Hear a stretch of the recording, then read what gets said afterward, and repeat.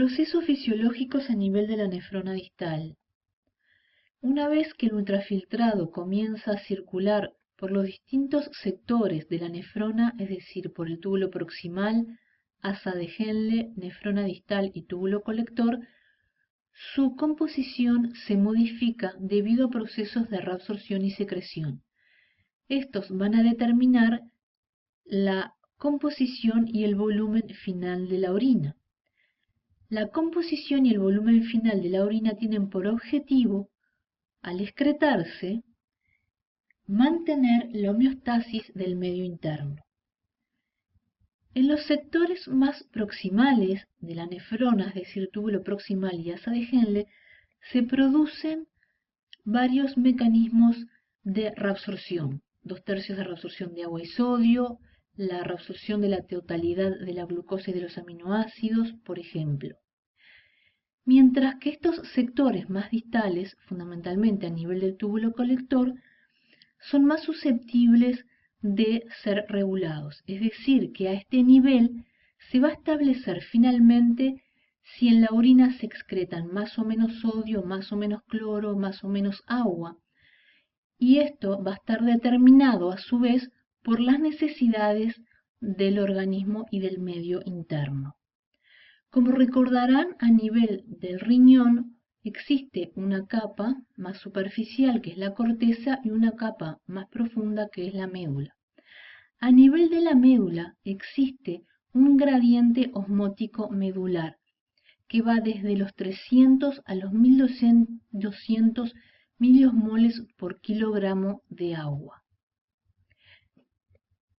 Las nefronas pueden subdividirse en nefronas corticales o de asa corta y que llegan hasta la médula externa y nefronas yuxtamedulares o de asa larga que llegan hasta la médula interna.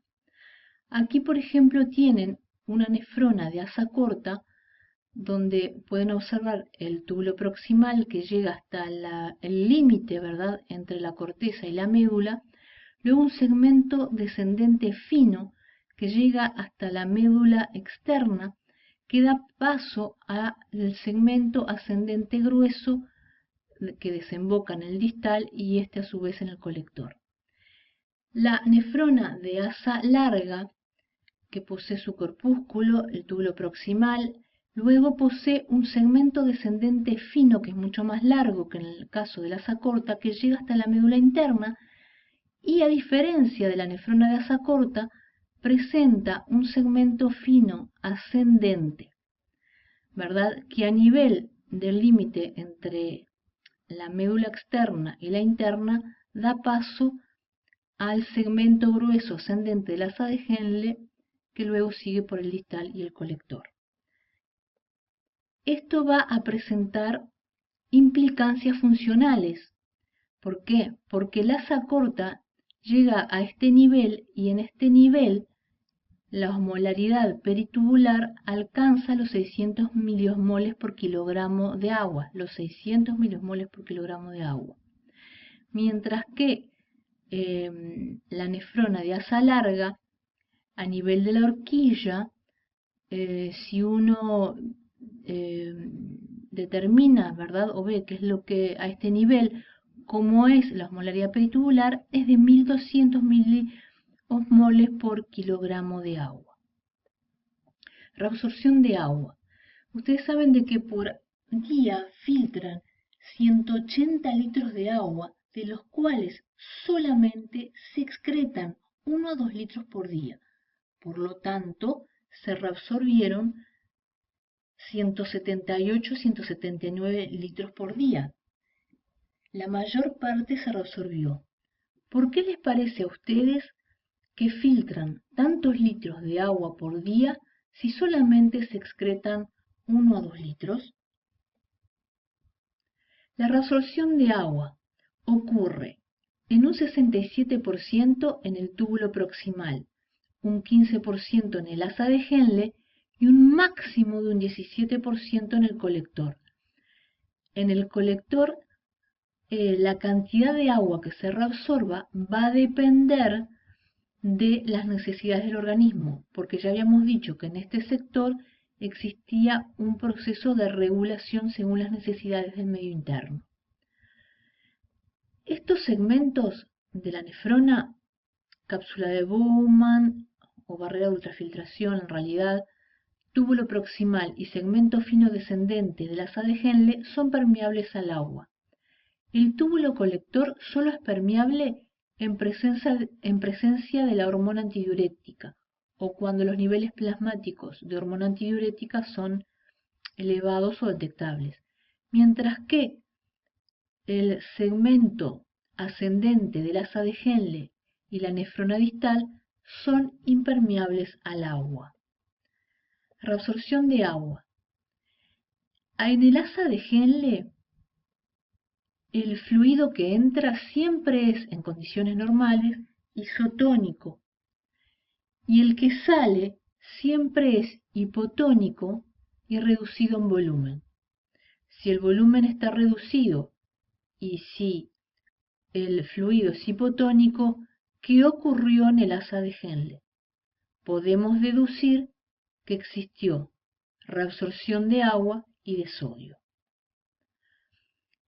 ¿Qué procesos funcionales ocurren en el asa de Henle? Si nosotros trazamos una línea imaginaria que pasa por la horquilla, a la izquierda del observador se reabsorbe agua y a la derecha del observador se reabsorbe cloruro de sodio y se secreta urea. Si ahora trazamos una línea imaginaria a nivel del segmento ascendente de la asa de Henle entre el fino y el grueso, en aquellos sectores que quedan por delante, ¿verdad?, de esta línea imaginaria, los mecanismos de transporte son tanto pasivos como activos, mientras que los que se encuentran por detrás son solamente pasivos. Por lo tanto, la reabsorción de agua y de cloruro de sodio y la secreción de urea son pasivos, mientras que la reabsorción de cloruro de sodio en estos segmentos puede ser por mecanismos pasivos y activos. Tenemos que tener en cuenta las propiedades de cada sector de la nefrona, es decir, si es permeable al agua y a los solutos, si existen mecanismos de transporte activos, si existen gradientes, tanto osmóticos de concentración o eléctricos, y el tipo de nefrona según su longitud.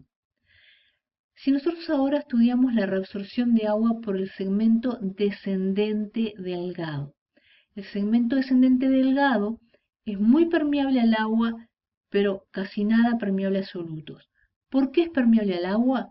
Porque expresa de manera constitutiva una alta densidad de canales de acuaporina 1, tanto en la membrana apical como vasolateral.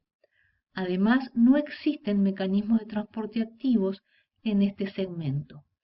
Por lo tanto, si llega un fluido isotónico al segmento descendente delgado, a medida que este fluido va descendiendo, ¿verdad? Va descendiendo por este segmento fino, que es permeable al agua, y se encuentra con que existe un gradiente osmótico medular, el agua, ¿qué va a hacer? El agua siempre se mueve en presencia de gradientes osmóticos, y por lo tanto, lo que va a hacer el agua, ¿qué es? Va a tender a salir, y al salir entonces se reabsorbe agua. ¿Qué sucede con la osmolalidad del líquido tubular? Si el agua sale, pero los solutos ni salen ni entran, esta osmolalidad va a aumentar y se va a equilibrar con la osmolalidad del fluido peritubular. Entonces, se va a reabsorber agua en este segmento descendente, ¿verdad? Pero en la nefrona de asa corta, el fluido tubular va a llegar hasta este nivel, que es a nivel de la médula externa, y entonces va a alcanzar los 600 miliosmoles por kilogramo de agua, mientras que en la horquilla de las nefronas de asa larga va a llegar hasta 1200. Si bien la osmolalidad del fluido es igual a la osmolalidad peritubular, la composición es diferente. Y entonces, por ejemplo, en el fluido tubular, ¿sí? En esta nefrona de asa larga, la osmolalidad está dada fundamentalmente por una gran concentración o una gran cantidad de cloruro de sodio, mientras que en el líquido peritubular la cantidad de sodio y de urea es prácticamente la misma. En forma análoga, en el asa corta, ¿verdad? También la osmolalidad está dada fundamentalmente en el fluido tubular por el cloruro de sodio. Bien, en el segmento ascendente del asa de Henle, como habíamos dicho, no existe reabsorción de agua. ¿Qué pasa en el túbulo colector? En el túbulo colector sin ADH, este segmento habíamos dicho que era impermeable al agua. En un individuo sano, el fluido que llega al colector siempre es hipotónico. Pero si no hay ADH, este fluido hipotónico sigue de largo y entonces se liberan grandes cantidades de orina, ¿verdad? Y una orina clara, es una orina hipotónica. Efectivamente, llega a la luz tubular del colector un fluido que es hipotónico, que a medida va circulando por este túbulo colector, y si bien existe un gradiente osmótico para que el agua se dirija al intersticio, no solo alcanza con el gradiente osmótico, también tiene que existir permeabilidad al agua, lo cual no ocurre. Y entonces este fluido, ¿verdad?, no se puede reabsorber. Y se excreta un gran porcentaje, entre 15 y 17% del agua filtrada, se excreta cuando existe ADH mínima. ¿Qué pasa cuando existen niveles plasmáticos elevados de ADH? Ahora el colector es permeable al agua y el agua se reabsorbe y también se reabsorbe urea. Por lo tanto, la diuresis disminuye y la orina que se excreta es una orina concentrada o hipertónica. En efecto, en este caso tenemos que existe un gradiente osmótico, llega como siempre, ¿no?, el fluido hipotónico, existe un gradiente, ¿verdad?, entre la luz tubular y el líquido peritubular, y también existe una permeabilidad al agua porque el ADH permite que se expresen canales de agua de aquaporina 2 en la membrana apical del epitelio colector. Y en este caso, en caso de ADH máxima, se excreta una orina muy concentrada y solamente el 0,5% del agua filtrada. Y la orina, como decíamos, es una orina hipertónica. Poca diuresis, orina hipertónica, presencia de ADH. El ADH también va a aumentar la permeabilidad a la urea, que va a arrastrar, generando aún mayor gradiente osmótico, va a arrastrar aún más agua, que se reabsorba más agua. En suma, tenemos de que en un individuo normal o sano, el fluido tubular que deja el túbulo proximal es isotónico, el que entra a la asa de Henle es isotónico, se vuelve hipertónico, y el que llega siempre al túbulo colector es hipotónico. Que la orina sea hipo o hipertónica va a depender de la presencia o de los niveles plasmáticos de ADH, que a su vez estos niveles plasmáticos de ADH van a depender de las necesidades del medio interno, si el medio interno precisa o no precisa que se reabsorba agua.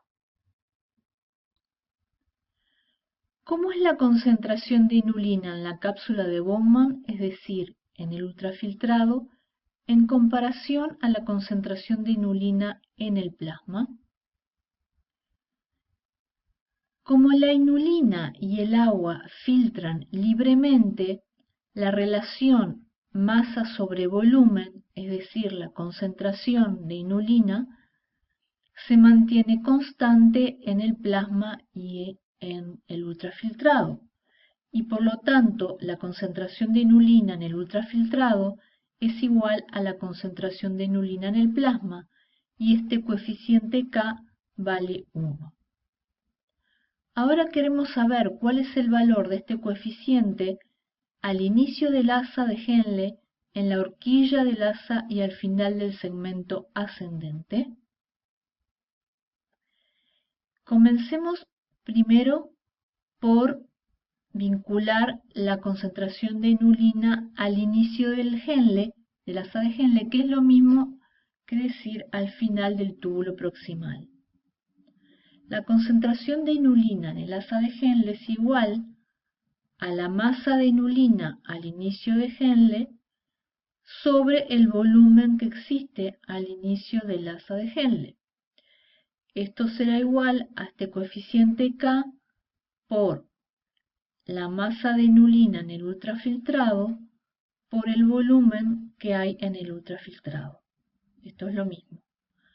Pero lo que podemos hacer una vez que tenemos estos términos es dar vuelta a estos dos, y como sabemos de que la masa de inulina, como la inulina no se reabsorbe ni se secreta, su masa no varía. Y si su masa no varía, la masa de inulina en el ultrafiltrado dividido la masa de inulina al inicio del Henle va a ser igual a 1. Por lo tanto, nos va a quedar que el coeficiente K es igual al volumen del ultrafiltrado sobre el volumen al inicio del asa de Henle. ¿Cuánto vale este volumen al inicio de Henle si yo lo comparo con el volumen en el ultrafiltrado? Al final del proximal queda 1/3 del agua filtrada, porque se han reabsorbido en el túbulo proximal los 2/3. Y entonces el volumen al inicio del asa de Henle es el volumen del ultrafiltrado dividido 3. Por lo tanto, reemplazamos en este término el volumen al inicio de Henle por este término, volumen en el ultrafiltrado dividido 3. Y entonces el coeficiente me queda igual a 3. Y en efecto, ¿verdad? Al final del túbulo proximal, sabiendo de que la masa de inulina no se modificó, pero que se reabsorbieron 2/3 de agua, ¿verdad? Entonces el denominador disminuye 3 veces, pero la masa permanece constante, y entonces la concentración al inicio de Henle se multiplica o se triplica a la que existe en el ultrafiltrado o a la que existe en el plasma. Si nosotros ahora queremos saber cómo es la concentración de inulina en la horquilla en relación a la concentración de inulina en el plasma, planteamos la misma ecuación, ¿verdad? La concentración de inulina en la horquilla es igual a la masa de inulina en la horquilla sobre el volumen remanente que queda en la horquilla. Esto es igual al coeficiente K por la masa de inulina en el plasma sobre el volumen plasmático. Esto habíamos dicho que era igual, ¿verdad? Esto es igual a la concentración de inulina en el ultrafiltrado, porque la inulina filtra libremente, y entonces podemos reemplazarlo por masa de inulina en el ultrafiltrado sobre volumen de ultrafiltrado.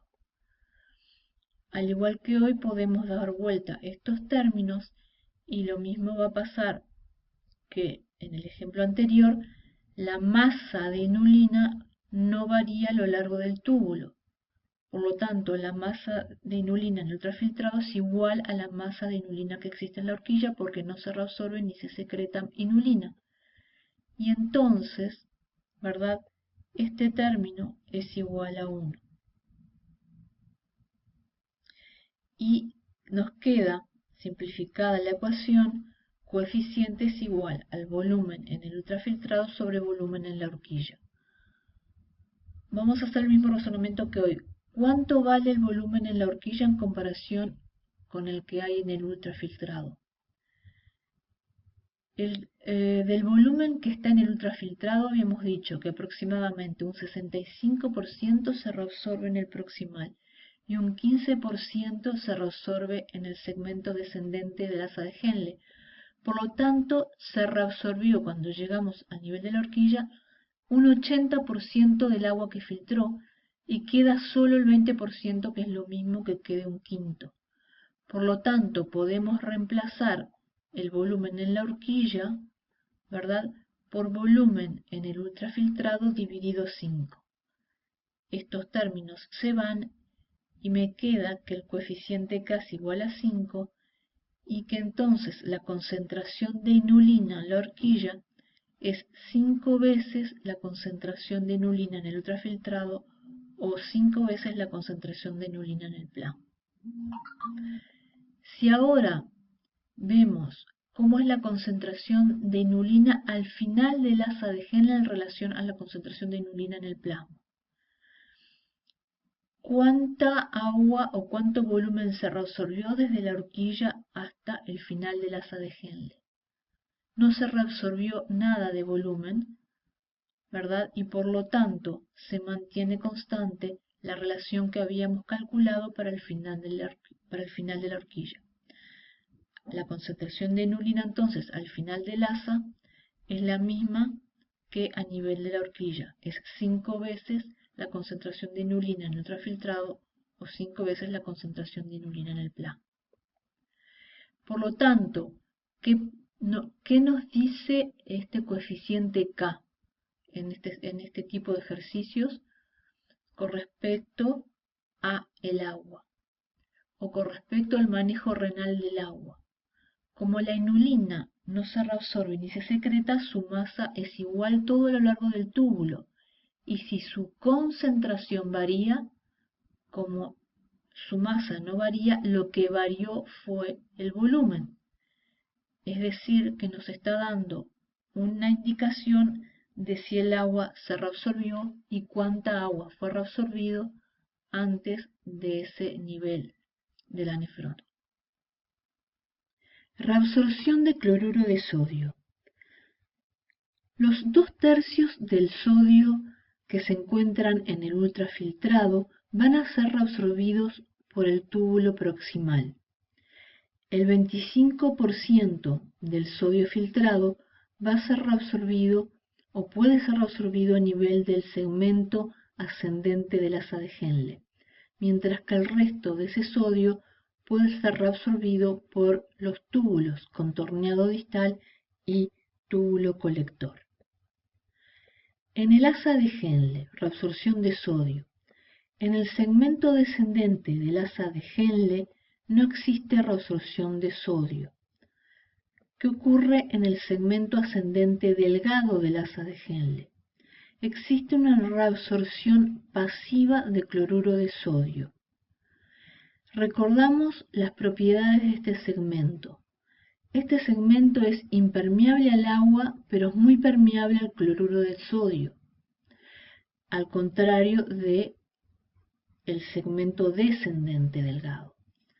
Además, presenta gradientes de concentración de cloruro de sodio entre la luz tubular y el espacio peritubular, es moderadamente permeable a la urea y no presenta mecanismos de transporte activos.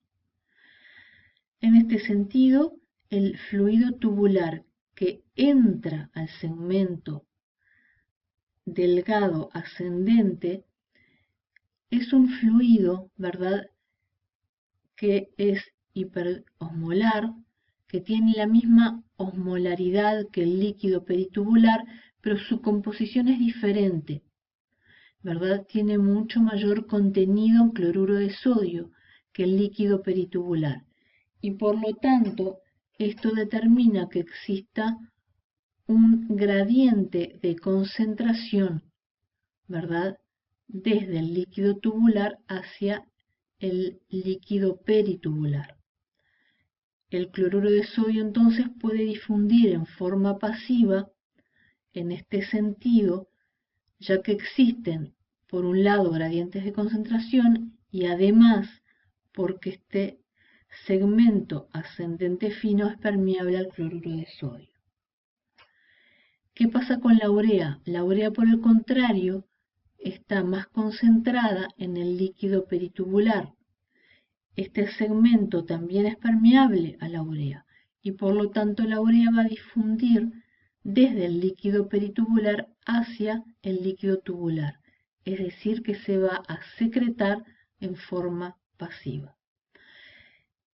En suma, en este sector, es decir, en el segmento ascendente delgado del asa de Henle, existe una reabsorción pasiva de cloruro de sodio y una secreción pasiva de urea. Los dos a favor, son pasivos los mecanismos porque son a favor de gradientes de concentración. Se produce lo siguiente: en realidad este sector es más permeable al cloruro de sodio que a la urea, y entonces el número de moles que sale es mayor al número de moles que entra. A su vez, este segmento no es permeable al agua y por lo tanto no hay modificación de volumen en este sector. Entonces, si el volumen no cambia y existe una salida neta de solutos, ¿qué pasa con la osmolaridad del fluido tubular al final del segmento fino ascendente?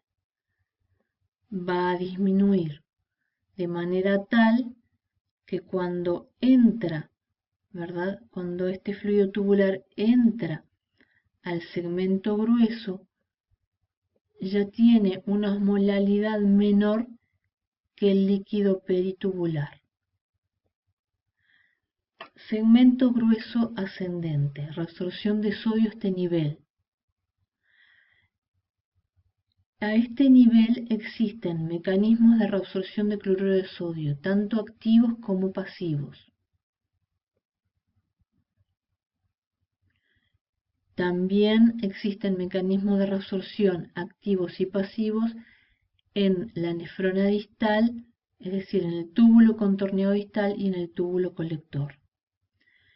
El segmento grueso ascendente del asa de Henle es impermeable al agua y a la urea, pero presenta reabsorción activa y pasiva de cloruro de sodio. Por lo tanto, si el volumen no varía en este segmento, pero se sigue reabsorbiendo cloruro de sodio, la osmolaridad del fluido tubular sigue disminuyendo. Y la concentración de cloruro de sodio también sigue disminuyendo. Como no existen variaciones en el intercambio, ¿verdad?, de urea ni de volumen, la concentración de urea no cambia. ¿Quién es responsable de la reabsorción activa de cloruro de sodio en el segmento grueso ascendente del asa de Henle? Bien, en todos estos mecanismos de transporte activo tiene importancia fundamental la presencia de la bomba de sodio-potasio, la tepeasa de sodio-potasio, que se encuentra en la membrana vasolateral.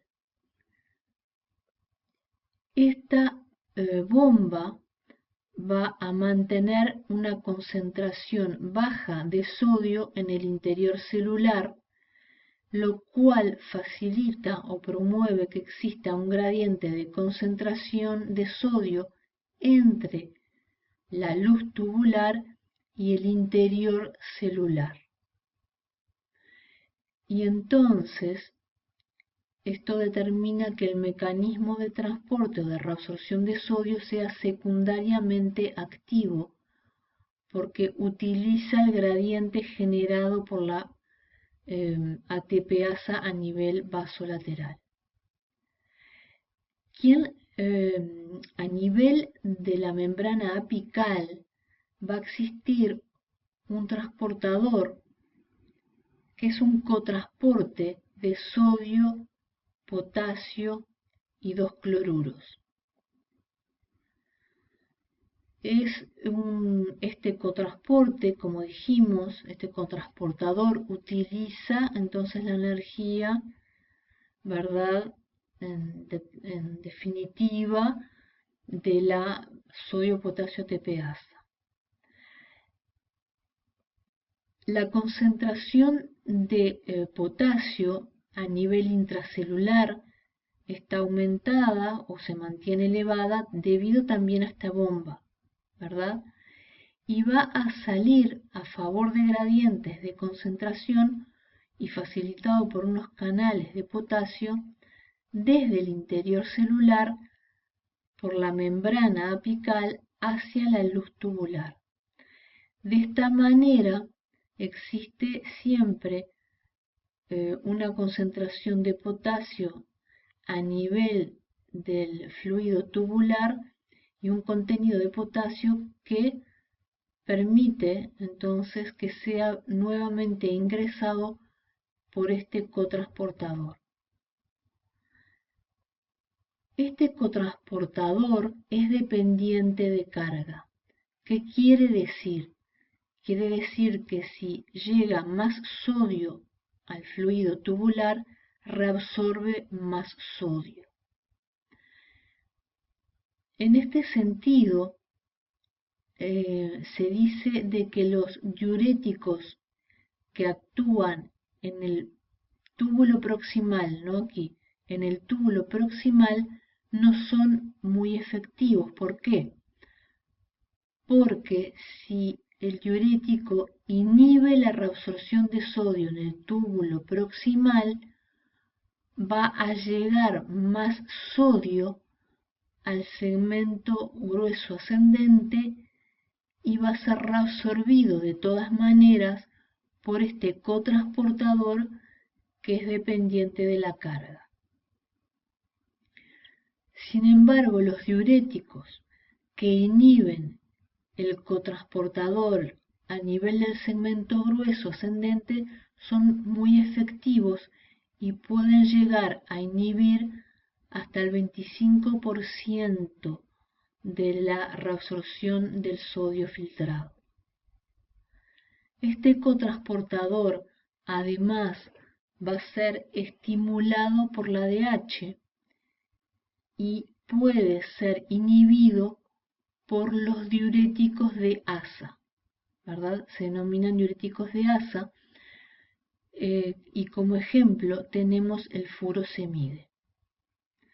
Bien, en este segmento grueso ascendente también vamos a tener una reabsorción pasiva de sodio que transcurre por la vía paracelular que es a favor de gradientes eléctricos. En suma, en este segmento grueso ascendente tenemos un mecanismo de reabsorción de sodio secundariamente activo por una vía transcelular, mediada por un cotransporte sodio, potasio y 2 cloruros y bueno, un antiport sodio hidrogenión que obtienen la energía, ¿verdad? O que funcionan gracias a gradientes de concentración de sodio generados por la sodio-potasio TPasa. Y a nivel paracelular tenemos un mecanismo de reabsorción pasiva de sodio a favor de gradientes eléctricos. Bien, al final entonces del segmento grueso ascendente, el líquido tubular se vuelve aún más hipotónico en ambos tipos de nefrona y por eso a este segmento se le denomina segmento diluyente. ¿Qué sucede en el túbulo contorneado distal y conector? El fluido que llega ya es hipotónico, pero este segmento tiene una baja permeabilidad al agua y a la urea y sigue se siguen reabsorbiendo en forma activa sodio porque existen mecanismos de transporte activo a este nivel. Y entonces, al final, ¿verdad?, del conector, el líquido tubular disminuye aún más su osmolaridad. En condiciones normales, el fluido que llega al túbulo colector siempre es hipotónico. ¿Cuál es el mecanismo de transporte secundariamente activo que existe en el túbulo distal y conector? También es un mecanismo que es secundariamente activo porque depende de la bomba de sodio-potasio TPase a nivel vasolateral que genera un gradiente de sodio, y a nivel de la membrana apical existe un cotransportador sodio-cloruro. Este cotransportador también es dependiente de carga y va a ser estimulado por la aldosterona e inhibido por otros diuréticos, los diuréticos tiazídicos. En el túbulo colector también existen mecanismos de transporte y de reabsorción de sodio. Tenemos a nivel de la célula principal del túbulo colector, en la membrana vasolateral, la sodio-potasio TPasa que genera un gradiente de sodio, el cual va a ingresar desde la luz tubular hacia el interior celular por unos canales de sodio, ¿verdad?, que se expresan a nivel de la membrana apical. El potasio que va a estar concentrado a nivel intracelular puede salir tanto por la membrana apical como por la vasolateral a través de canales de potasio. Este mecanismo, ¿verdad?, que existe a nivel de la célula principal, estos son tanto la bomba como estos canales, pueden ser también es una reabsorción que es dependiente de carga. Bueno, agregamos como muestra el esquema de que existe difusión pasiva de cloruro a favor de gradientes eléctricos. Bueno, decíamos entonces que este mecanismo de reabsorción activa. Bien, recapitulando entonces la reabsorción de sodio a nivel del túbulo colector. En la célula principal del túbulo colector tenemos la bomba de sodio-potasio ATPasa que determina una disminución del contenido de sodio a nivel intracelular, favoreciendo entonces un gradiente de concentración de sodio desde el fluido tubular o la luz tubular hacia el interior celular. Este sodio a nivel apical, ¿verdad?, va a ingresar a la célula a través de canales que son selectivos para el sodio.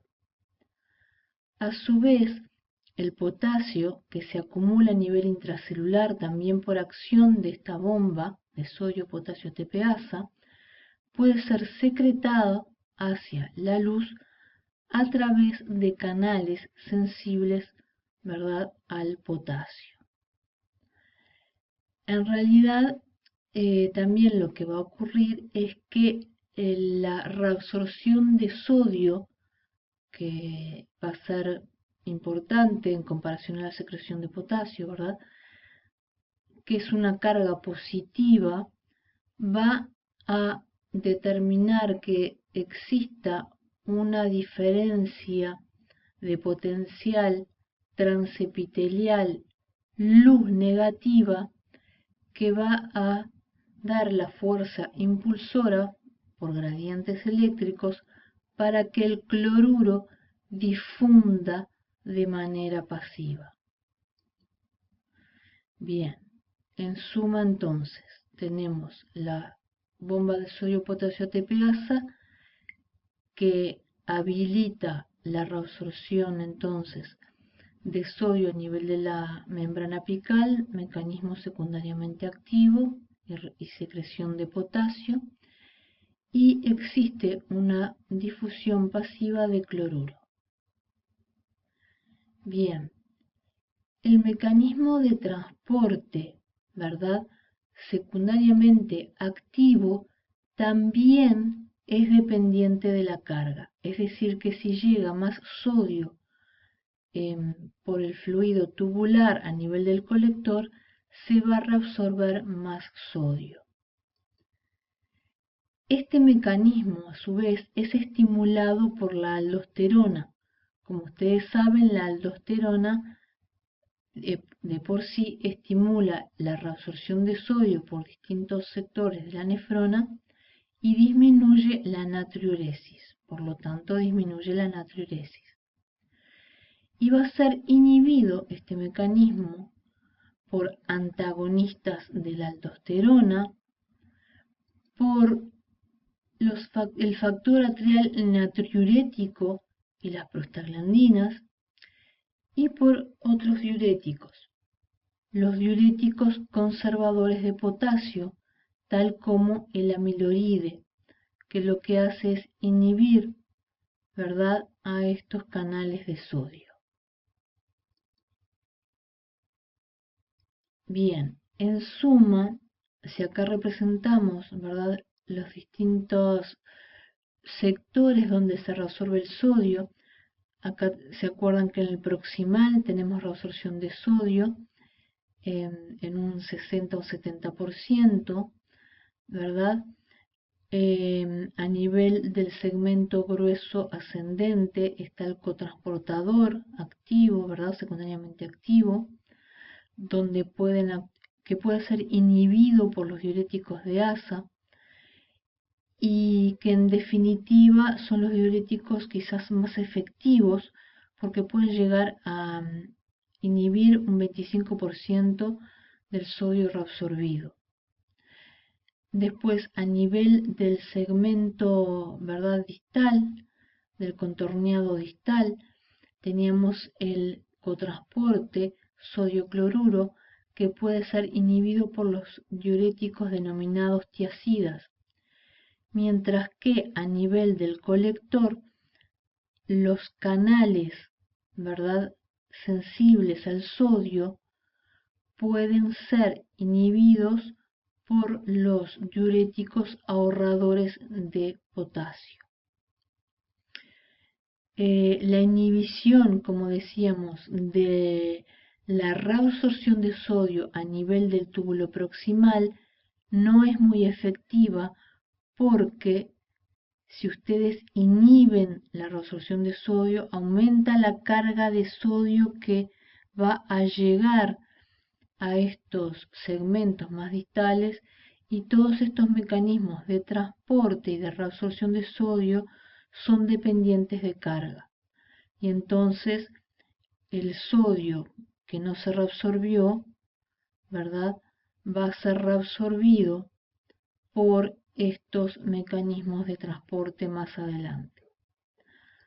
Además, el cotransportador de sodio cloruro potasio del segmento grueso es estimulado de manera fisiológica por la ADH, mientras que el cotransporte sodio cloruro a nivel del túbulo contorneado distal y el transporte a nivel del túbulo colector de la reabsorción de sodio a nivel del colector van a ser estimulados por la aldosterona. Y recuerden que los camellos tienen nefronas de asa larga fundamentalmente porque viven en el desierto y precisan conservar agua.